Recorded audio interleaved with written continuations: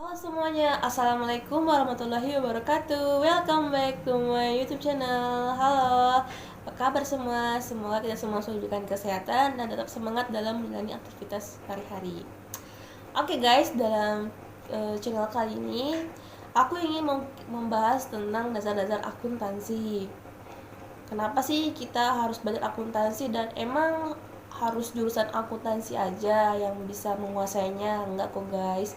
Jadi semua orang dan bahkan ibu rumah tangga juga bisa belajar akuntansi. Maupun secara sadar tidak sadar mereka juga pasti akan menggunakan ilmu akuntansi di kehidupan sehari-harinya. Contohnya, misalnya dalam satu hari suaminya, maksud saya satu bulan suaminya digaji. Nah, gaji itu akan dikelola dengan baik oleh istri atau sang ibu rumah tangga. Dalam misalnya dia mengeluarkan uang untuk bayar air, bayar listrik, untuk beli makanan, dan sisanya untuk ditabung atau beli skincare. Nah, itu juga termasuk salah satu akuntansi atau pengelolaan, pencatatan tentang keuangan dalam rumah tangga. Oke, next, langsung saja kita bahas tentang akuntansi. Jadi akuntansi itu berasal dari Amerika yang istilahnya itu accounting, yang berarti yaitu proses pengidentifikasi, pengukuran, dan pelaporan informasi yang memungkinkan untuk pengambilan keputusan. Jadi akuntansi itu dalam bahasa Amerika yang berarti accounting adalah proses pengidentifikasi, pengukuran, dan pelaporan informasi ekonomi yang memungkinkan untuk mengambil keputusan. Jadi itulah dari istilah dari Amerika. Sekarang istilah dalam bisnis, akuntansi berarti sistem informasi yang memberikan informasi mengenai aktivitas keuangan suatu organisasi atau perusahaan sebagai bahan untuk pengambilan keputusan. Jadi itulah tadi pengertian atau definisi dari akuntansi. Kemudian aku lanjut di tujuan akuntansi itu, yang pertama untuk mengidentifikasi, untuk mencatat semua transaksi-transaksi, bukti transaksi keuangan yang masuk maupun keluar. Kemudian namanya pengukuran, diukur atau pengelompokan.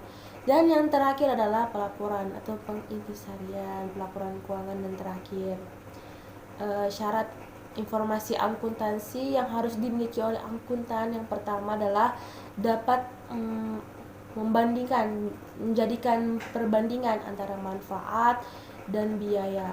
Kemudian dapat dipercaya, dapat dimengerti, relevan. Kemudian bisa memberikan nilai prediksi untuk anggaran ke depan, tepat waktu dalam pembuatan laporan, dan seperti yang saya katakan tadi, dapat dibandingkan persamaan dan perbedaan laporan keuangan sebelum atau sesudahnya. Kemudian saya lanjut di pentingnya akuntansi sebagai informasi keuangan suatu organisasi dan perusahaan untuk bisa mengambil keputusan yang tepat gitu. Jadi tuh akuntansi itu penting banget untuk bisa mengetahui laporan-laporan keuangan dalam suatu perusahaan gitu guys. Jadi pihak-pihak yang memakai informasi akuntansi itu ada dua. Yang pertama itu pihak eksternal dan yang kedua itu pihak internal. Aku lanjut, jadi pihak internal itu adalah pihak yang memakai informasi akuntansi seperti perusahaan, jajaran manajer, direktur, hingga karyawan. Tapi tidak semua karyawan ya guys, karyawan yang ada kaitan atau hubungannya dengan keuangan. Jadi misalnya kalau ada karyawan yang bidang grafik, bidang content creator, kan nggak mungkin kita memberikan informasi keuangan kepada dia. Tapi kecuali kalau kita memberikan informasi kepada karyawan yang ada kaitannya dengan keuangan seperti manajer, itu mungkin bisa ya. Jadi tidak semua karyawan bisa memperoleh informasi tentang akuntansi atau laporan keuangan suatu perusahaan. Kemudian pihak eksternal, yaitu pihak yang ada di luar perusahaan. Jadi pihak ini tuh pihak-pihak yang bisa mendapatkan informasi keuangan suatu perusahaan di luar internal, pihak internal perusahaan. Misalnya seperti kreditur, pemerintah, bank, investor, atau pihak-pihak lain yang membutuhkan informasi akuntansi suatu perusahaan. Oke, saya lanjut ke etika-etika yang harus dimiliki oleh seorang akuntan.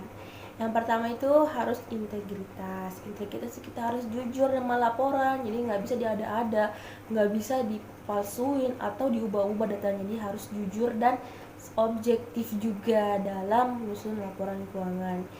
Terus selanjutnya kita harus memiliki perilaku profesional dalam bekerja. Jadi lebih mementingkan kepentingan umum, menyelesaikan pekerjaan sesuai dengan tepat waktu dan tidak menunda-nunda pekerjaan. Kemudian tanggung jawab yang harus dimiliki oleh seorang akuntan tuh harus bisa mempertanggungjawabkan seluruh pencatatan keuangan perusahaan dengan secara baik, benar, dan tepat. Kemudian standar teknis sesuai dengan standar teknis penyusunan format laporan tuh sesuai dengan IAI kita ini akuntansi Indonesia yang telah disepakati. Kemudian selanjutnya kepentingan publik, kerahasiaan, dan kompetensi. Kerahasiaan juga sangat ini ya, benar-benar paling pertama harus berhati-hati, jangan sampai kita salah membocorkan data keuangan ke orang lain yang tidak berkepentingan. Kompetensi harus dimiliki, harus bisa menguasai ilmu akuntansi agar bisa membuat laporan keuangan dengan baik dan benar. Kemudian saya lanjut di pembagian akuntansi itu ada 10 jenis bagian-bagian akuntansi. Yang pertama itu